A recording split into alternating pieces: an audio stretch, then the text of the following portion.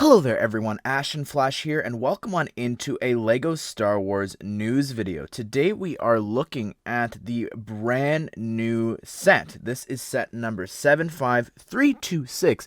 This is actually, we don't have an official name for it. The name's been tossed around a couple of different things. It's been called Boba Fett's Palace originally, but now it looks like it's Bib Fortuna's Palace, but I don't even know if that set would sell as well if it's called that, so I'm not sure. We don't have the name yet. And these pictures are actually coming from my friend 1414 Falcon Fan, who actually found someone who purchased this, and they actually got like a ton of different sets here. Their name's Ethan Bates. It's all linked down below if you want to check it out, and it looks like they got so many of the Luke sets there. I think that's what that is, so really awesome. Thanks to them for providing legitimate pictures here. So this set is supposed to be launching on March the 1st, I believe, for $99.99 USD. So that'll be $139.99 Canadian.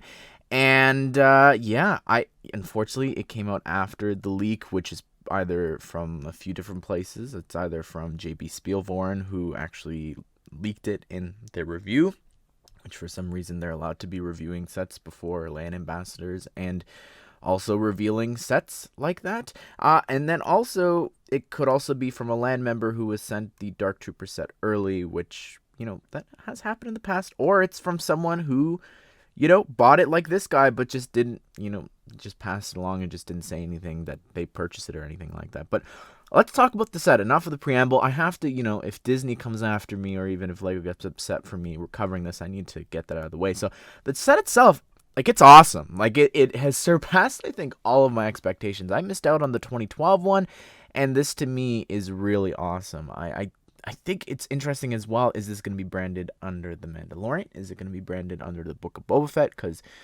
while it was, like, an end credit scene from the Book of Boba Fett, you know, we kind of saw in episode 3, I think it was, that he had the flashbacks to that, and we kind of saw him, you know, killing Bib Fortuna and like flashbacks and stuff like that. So that it could be what's happening here. But yeah, I'm really like impressed by the set. We'll go through the different figures here, and unfortunately the quality isn't the greatest, but this is the best that I've got that I can actually cover. So we have here Boba Fett with the exact same figure, I believe, from his starship, the fire spray, the Slave One, and, you know, love the figure. I still need to actually stream that. We're going to stream that probably this week and build that set, but like that face print from what I've seen is amazing.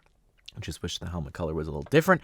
Fennec, though, really interesting. Just came to Fortnite. Use code Ashnflash if you're picking up in the Fortnite item shop. She actually has Makari's hair from the Eternals. So that's cool that that hairpiece is making a return here. Her helmet doesn't appear to be included in the set. It could be. They're just not photographing it. But I don't know. Like, she had it when they entered the palace. So I think it would be here. But it also just drives people to go and buy, of course, the light cruiser, which I also just built this week, which is a really fun and exciting set.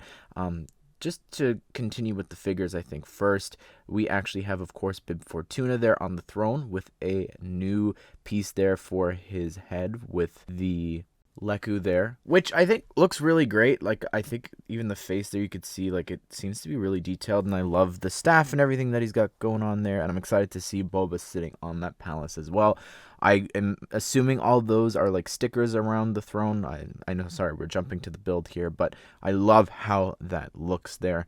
And I know, like, some people, I think when the episode first aired, they tried to like have them be brick built, and the minifigure I just think is definitely the way to go. We have here Ristal Sant, not sure how to say that name, but really cool and detailed figure there. I love the recolor, I think, for that hairpiece. I think that was like for a jogger or something from a CMS series. I think that works really well. I think the figure is extremely, extremely detailed. Now, moving over here to the left, we actually have a Quarren sitting there in like the booth, which is amazing. We're getting that species here for the first time. Like, Star Wars, these last like few years, they've been just like getting all of the different species that they've kind of been missing out of the way, like if you go back and look at some of them. So I think that's really awesome. We're also here getting a Gamorrean guard there, which I'm not sure, maybe it's new. I again, I'd have to see better up close and everything. But yeah, I think it's fine. And then we also, of course, there we've got a Weequay warrior there, which also looks really great and is very detailed. Like, I feel like that figure is just like so unnecessary. Like, I think that is just like the additional one there that just surprises me. Like, I think for the rest of them, I'd expect that, but for this is really, really awesome. And I think the set itself we haven't talked about. So the tower to the right, it's a little lackluster, and I do wonder like if that is also like the entrance. You could see a bit of like the Technic part there. I'm not sure if that's meant to be like the eye, that comes out of the door.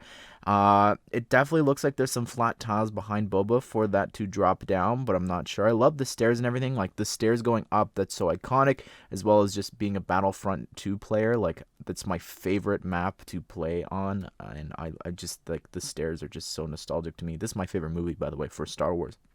And not this, I mean, Jabba's Palace is what I'm trying to say here.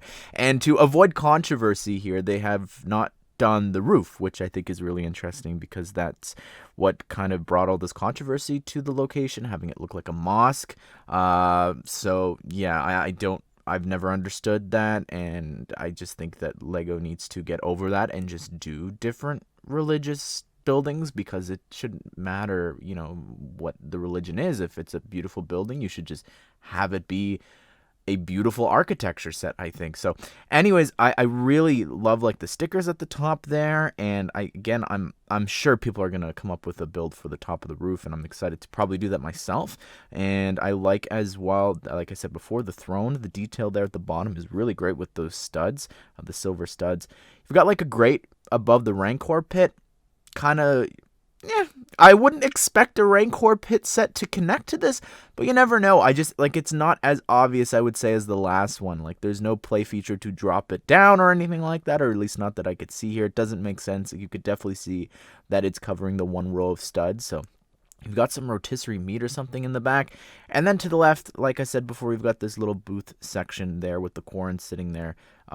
And yeah, I'm intrigued by what the exterior is going to look like. I feel like it can't be that detailed, but who knows? I'd love to be surprised by this. And honestly, like, it's really, like, this is like a great and perfect Star Wars set. Again, I'm interested to see what it's going to be branded under. To me, I look at this and it's like if the 2012 Jabba's Palace had a baby with like the older Mos Eisley sets, where they have like the little opening rooms and stuff.